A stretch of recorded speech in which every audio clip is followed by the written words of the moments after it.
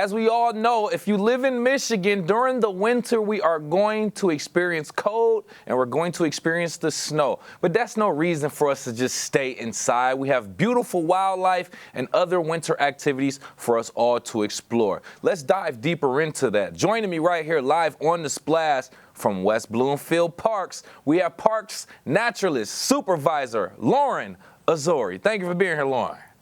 Hello, thanks for having me. That's my little announcer voice right there for you, Lauren. That's how I'm feeling right now. But overall, we are here talking about ways that we can go outside and enjoy winter and look at some wildlife and kind of get into it like that. So let's talk about the nature room that you all have, which I believe it looks like that's where you are now if you're watching on Civic Center TV.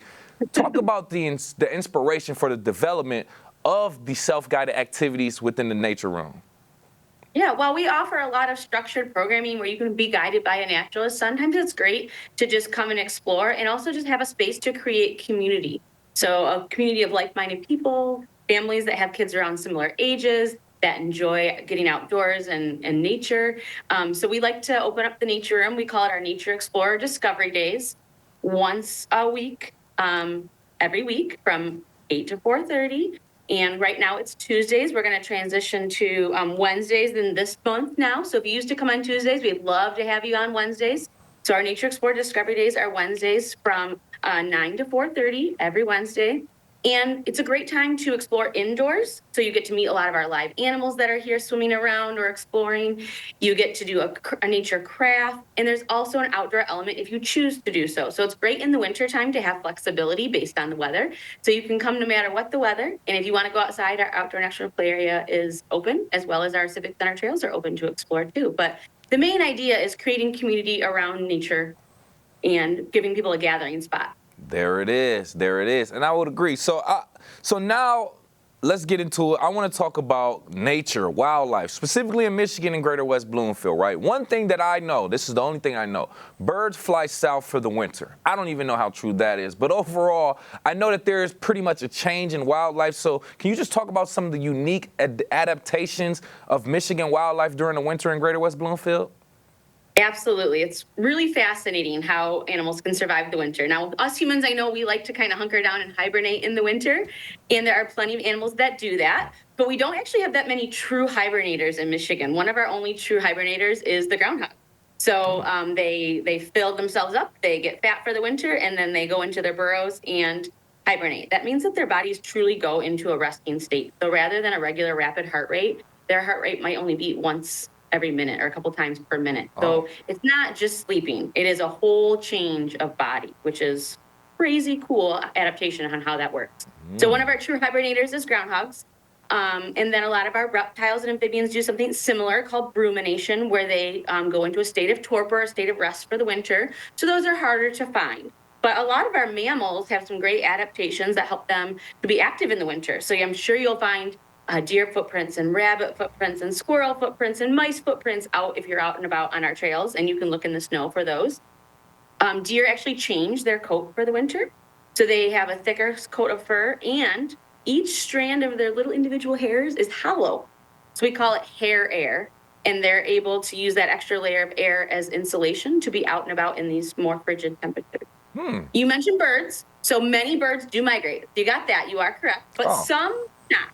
So it just depends. You know, you're mostly right. Some it totally depends on their food source. So if they're a bird that eats insects, clearly in the winter there's no insects flying around, there's no food for them, so they do have to migrate south where it's warmer and they can find food.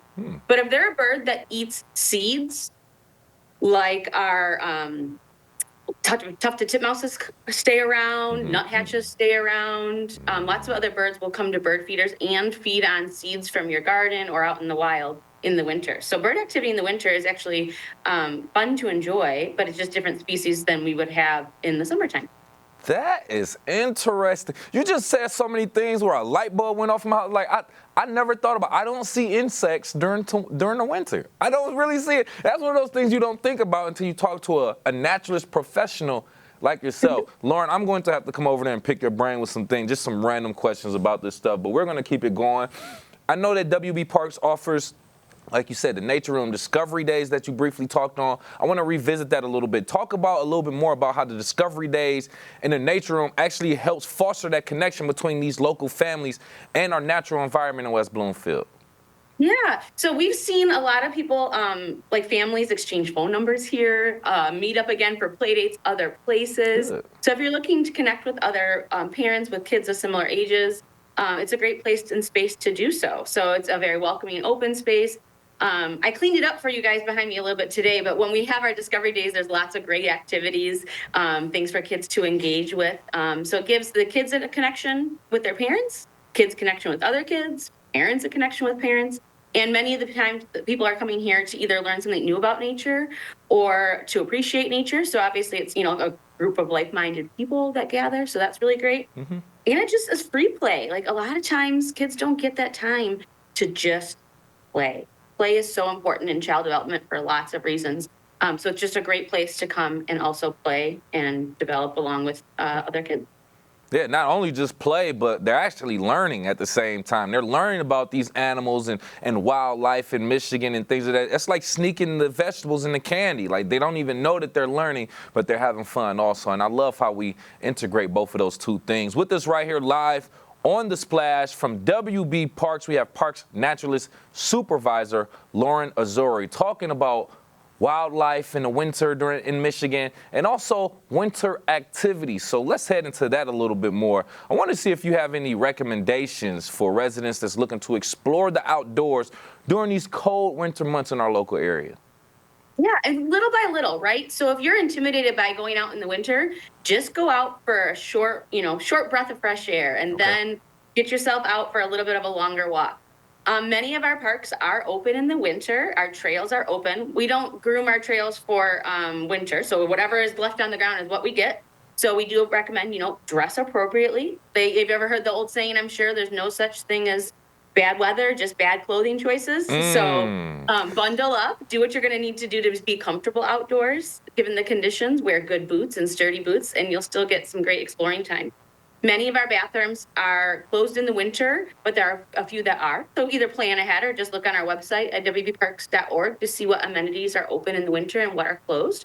But you're welcome to explore the Nature Preserve and the West Bloomfield Trail. Our bathroom at Arrowhead is open year-round, as well as Marchbank Park has a year-round outdoor bathroom too. So good options there for you if you're going to go out for a little bit longer adventure. Nice. Very quick random question just came to my head. I'm not sure, so just let me know. If I'm not mistaken, I believe I heard a rumor that snowshoes may be available. That is true, yes. So snowshoes are like a unique way to explore, and they're not as hard as people might think. So you might be intimidated by trying like a new sport or sorts, but really it's just walking with bigger feet, and it actually helps you traverse deeper snow. It's easier. So do not be intimidated by trying something new. We're not saying get on a giant hill and go wild. This is a very simple, easy outdoor recreation opportunity by renting snowshoes. The trick is, though, we need 3 inches of snow or more. So we definitely check ahead at our rec center, our main phone number. You can always give us a call here or check our website to see if the conditions are great for snowshoeing. So we need 3 inches of snow or more in order for the snowshoes to be effective and actually work in that, not break on the sidewalk. You need to have snow to enjoy the snowshoes.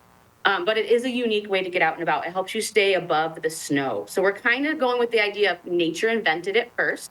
You ever heard of the snowshoe hare? No, I haven't. Well, snowshoe hares have really big feet.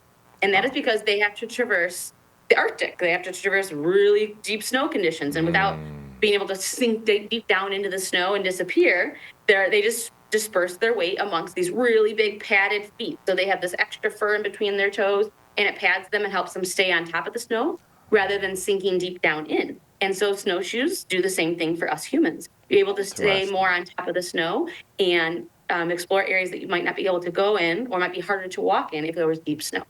Interesting. So definitely encourage it. Try it out. Yeah, I'm gonna have to pay that a visit and try it out when we unfortunately get a lot of snow. I guess I was like, but like you said, there's no bad weather. It's just bad how you dress for the weather. You said it better than I did. But we want to thank you so much again for your time and information. Once again, from WB Parks, West Bloomfield Parks, Parks Naturalist Supervisor Lauren Azoury. We appreciate you. Thank you. Enjoy the winter weather. Get out there and explore, everyone. Yes.